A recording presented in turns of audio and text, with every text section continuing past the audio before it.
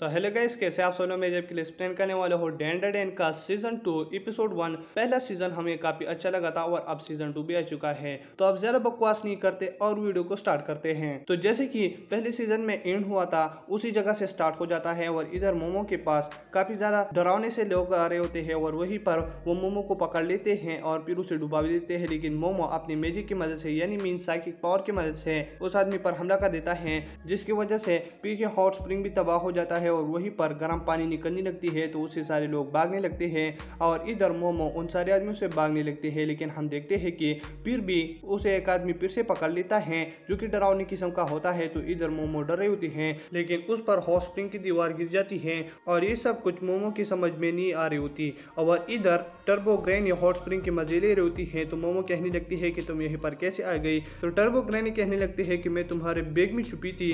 और वहीं पर स्टाफ भी आ जाता है उस हॉट स्प्रिंग का और वो लोगों को भगाने लगते हैं जो कि पहले मोमो को भगा रहे थे। और इसके बाद मोमो फिर जेजे का घर ढूंढने लगती है क्योंकि उसको मालूम नहीं होती। और दूसरी तरफ हम जेजे और उकारों को देखते हैं जो कि अपने रेंट वाले घर में सुराख करके काफी ज्यादा डरे होते हैं कि अब क्या होगा और वो मोमो का इंतजार कर रहे होते हैं। और वहीं पर डोरबेल बजने लगती है तो जेजे बाहर चला जाता है और देखता है कि ये तो मोमो नहीं है और वो जेजे के घर के ऑनर्स होते हैं। और वहीं पर वो जेजे के काने को का रहे होते हैं और जेजे इसलिए उसको मना नहीं कर पा रहे होते हैं। ये लोग जेजे से रेंट नहीं लेते तो इसकी वजह से जेजे चुप होता है।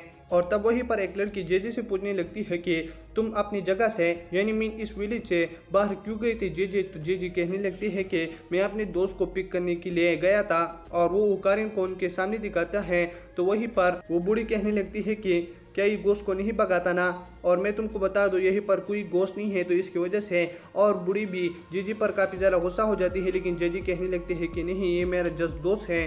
तो जेजे को डराने के लिए वो बूढ़ी गन निकालती है और कहने लगती है कि अगर तुमने झूठ बोला तो मैं तुमको इससे मारूंगा। तो जेजे कहने लगता है कि अगर ये सब कुछ तुम करोगे तो पुलिस फिर तुमको नहीं छोड़ेंगी। तो वहीं पर पुलिस आ जाता है और ये पुलिस इनके साथ मिला होता है और इस पुलिस के साथ वो लोग भी आ जाते हैं जिसके पीछे पहले विलेजर्स पड़े थे। और वहीं पर उनमें से एक आदमी फिर से जेजे के पास आता है और कहने लगता है कि ये कौन है तुम्हारे साथ। तो वो कहने लगता है कि मैंने तुम सब लोगों को पहले भी कहा ये मेरा दोस्त है। तो वो कहने लगता है कि अगर ये तुम्हारा दोस्त है तो मैं इससे कुछ सवाल करना चाहता हूँ।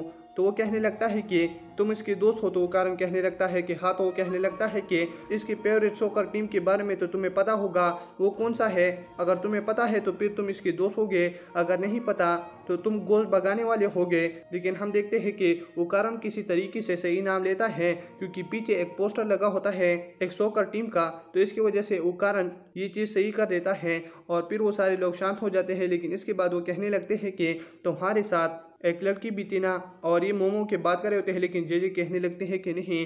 तो इसकी वजह से वो बूढ़ी जीजी के झूठ को पकड़ पाती हैं। और इधर हम मोमो को देखते हैं जो कि एक टेंपल पर चली जाती हैं सूचिनो को देखने के लिए। तो वहीं पर एक आदमी यूट्यूब के लिए वीडियो बना रहा होता है और फिर वो मोमो को सूचिनो भी दिखा देता है जो कि स्नेक की स्किन की तरह होता है। तो मोमो कहने लगता है कि ये सच में सूचिनो है। तो वो कहने लगता है कि ये है और फिर उसे स्टोरी समझाने लगता है कि मतलब जब ड्रैगन हेवन पर जाएगा तो वहीं पर एक रेनबो निकलेगी और ज्वालामुखी भी पटेगा क्योंकि ज्वालामुखी के नीचे एक बड़ा स्नेक रहता है और उसको बाहर ना आने के लिए हम हर साल में एक बच्चे को दे देते हैं उसके कहानी के लिए। तो ये देखकर मोमो को कुछ समझ नहीं आ रहा होता और मोमो कहने लगती है कि अगर तुम यूट्यूबर बनना ही चाहते हो तो मतलब इस चीज़ की स्टोरी तुम ऑनलाइन क्यों नहीं डालती, इसकी वजह से तुम्हें काफ़ी पैसे मिलेंगे। तो आदमी काफ़ी ज़्यादा हैरान हो जाता है।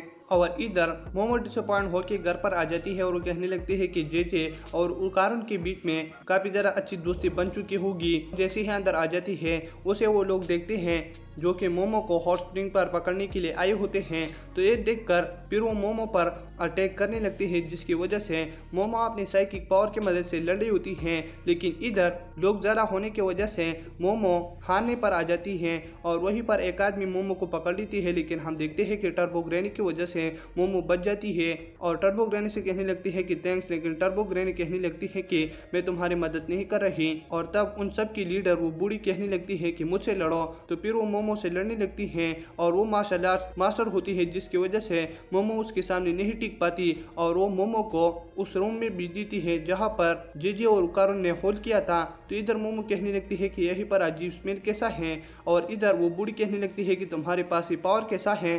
तो इसकी वजह से ये दोनों एक दूसरे के ऊपर क्वेश्चन ही क्वेश्चन कर रहे होते हैं। तो बूढ़ी कहने लगती है कि इस विलेज को हम 200 सालों से बचाते आ रहे हैं और हमको केटो फैमिली वाली कही जाती है।